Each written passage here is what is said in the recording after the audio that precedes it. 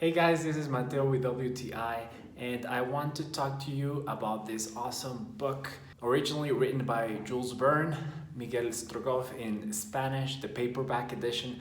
This was one of my favorite books to read growing up as a kid. It's about this Russian courier that has to deliver a message from the Tsar in Russia to a great duke, and he has to travel so many miles to deliver this message. He has to do this trip through the country being invaded by enemies, and he has to pretend to be somebody else so they don't catch that important message. And it's super catching. From the first chapter, you'll want to know what happens.